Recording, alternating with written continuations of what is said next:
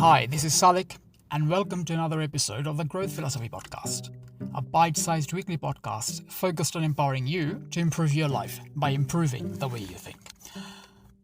The way you think, that is, your mindset, has a huge impact on the overall quality of your life.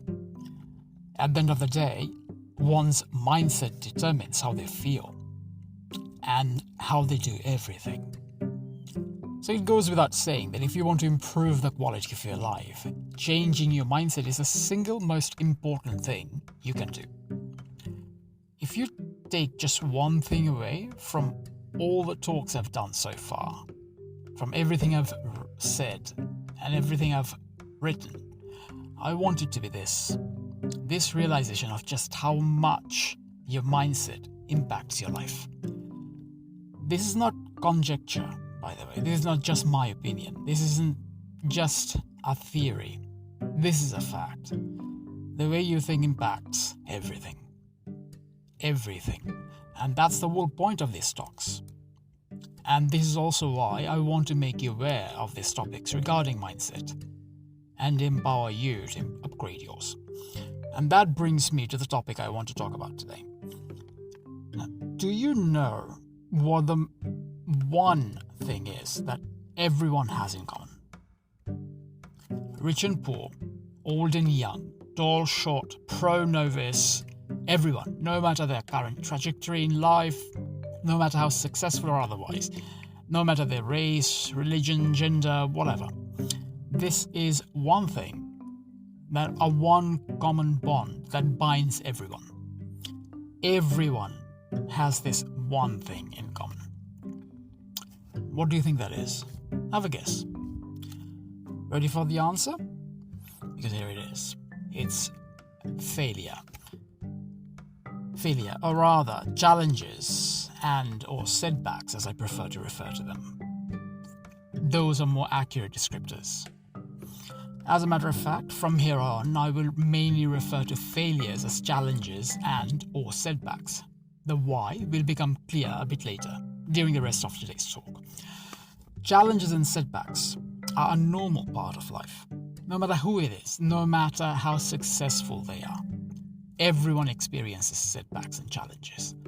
This is as true as the sun rising in the east, and as true as us needing oxygen to survive. Setbacks and challenges are universal experiences. Everyone experiences them. Some more than others, some bigger than the rest. But no one is exempt from them. The degree and type may vary, but one thing that is certain is this: absolutely no one escapes these experiences. No one is exempt from experiencing challenges and setbacks. It doesn't matter who they are. So it should come as no surprise to know that one's ability to deal with such challenges makes a huge impact on the course of their lives.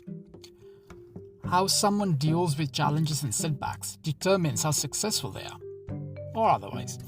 That also has a big impact on how happy or unhappy the person is, since challenges and setbacks influence our happiness levels.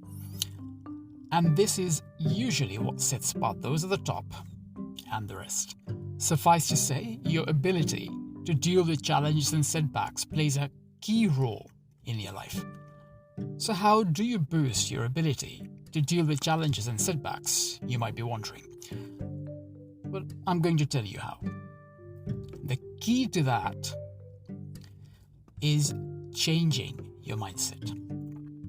Yes, mindset again. Like I mentioned before, the way you think impacts everything. I've talked about mindset a fair amount over the last few weeks, and if you've followed them, you know just how important mindset is to every facet of your life. And you also know that changing it does not happen overnight. It takes practice and perseverance to change one's mindset. But when it comes to dealing with challenges and setbacks, I have a mindset hack for you. A shortcut, if you will. Something that can jumpstart your ability to face them and deal with these challenges and setbacks, and deal with them well. Want to know what that mindset hack is? Well, here it is. it is to change the language you use. The way you think about something, anything really, is by and large dependent on the words and phrases you use to describe them. As such, how you deal with a situation changes when you change the language you use to describe that situation. Makes sense, right? Don't worry if it doesn't, because I will expand on this. So, if it isn't clear already, it will get clearer by the time we are done today.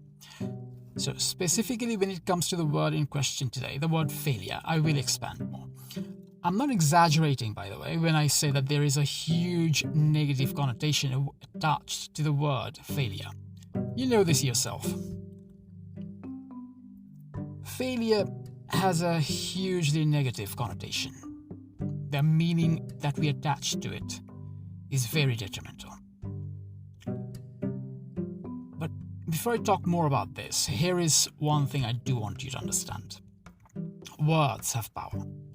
And just by making this one change, just by changing the language you use to describe a situation, can make a big difference to your ability to deal with the situation. It can, in fact, be the difference between dealing with a challenging situation or giving up. Let me ask you something. Which seems more possible to you? Overcoming a challenging or difficult situation, or overcoming failure? They're both the same situation. Both of these phrases, overcoming a challenging situation and overcoming a failure, both of these phrases can be used to describe the exact same scenario. But because of the negative meaning attached to the word failure, the second scenario seems much harder to deal with and much harder to overcome, doesn't it? Which one hits harder and feels worse, experiencing a failure or experiencing a setback? Which one? It should be quite apparent, it should be quite clear, right? Everyone hates being a failure. There is a reason for that. Everyone hates being a failure, but no one hates overcoming challenges. Do you see what a difference the words you use makes? Dealing with a failure, no one really wants to do that. Everyone hates that. Everyone hates failures. But when you are dealing with a challenge, when you are placed in a position where you have to overcome a challenge, that's a lot more doable. That might even get you all fired up. Right? The latter, the overcoming challenges language, can actually inspire people to deal with the situation. So just changing the words you use makes a big impact on your ability to deal with the situation. It can, in fact, completely transform your ability to overcome more or less anything. Let's face it, dealing with challenges and setbacks are a natural part of life. They are unavoidable. Like I mentioned before, they are inescapable. Everyone has to go through them. No one is exempt from them. You might not like it. No one does, really. I mean, who in their right mind actually likes dealing with failures or setbacks, right? But the sooner you accept this reality, because it is a reality, don't kid yourself. Everyone deals with challenges. Life has challenges. So the sooner you accept that reality, the sooner you can start working on preparing yourself to deal with these situations. And the sooner you do that, the sooner you can prepare yourself to overcome them. With me so far? Good. Here is something I want you to realize. Failures, or rather challenges and setbacks, are hardly ever, if ever, the end. They are only the end if you give up. And that is the only time they become conclusive. But until that point, until you give up, those situations are just momentary speed bumps. Speed bumps that you need to get over to move on, to move forward. Until you decide to throw in the towel, you're still in the ring and you still have a shot. Understand that And I mean really understand that, and you will not only significantly change how you deal with difficult situations in your life, you will also give your ability to overcome challenges and setbacks a massive boost, if not completely transform them. Everyone deals with challenges. This should be pretty clear by now. But those who face them head on are the ones who move forward. And changing the language you use to describe such situations can give you ability to overcome challenges a massive boost. So understand this mindset hack, because this can make a massive impact in your ability to overcome obstacles and challenges and setbacks.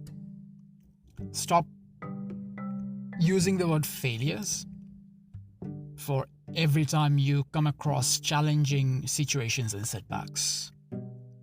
There is a lot you can learn from these challenging situations. And the best way of dealing with them, of overcoming them, is when you stop using words that right off the bat make it hard for you to overcome them. So stop using the word failure. Start using the word challenges and setbacks. Be more mindful of the words you use to describe the situations in your life, especially the difficult ones, because there are no failures, only challenging situations and setbacks waiting to be overcome. I hope all that made sense. If anything I said went over your head or seemed confusing, have another listen, as that can help clarify it. If it doesn't, however, and you still have questions, feel free to drop me a line on my blog. Post a comment there. I always read my comments. But I really cannot stress enough just how important this factor is. Your ability to overcome challenges. So understand this one concept, and you can create a massive change in your ability to deal with the difficult situations in your life. So I really hope that you will take on board what you learned today. But that's it for today. I hope you found this useful. Join me again next week for another episode of the Growth Philosophy Podcast. I plan to give you some actionable strategies next week, strategies for improving your mindset, strategies that can help you in adopting a stronger, growth-focused mindset.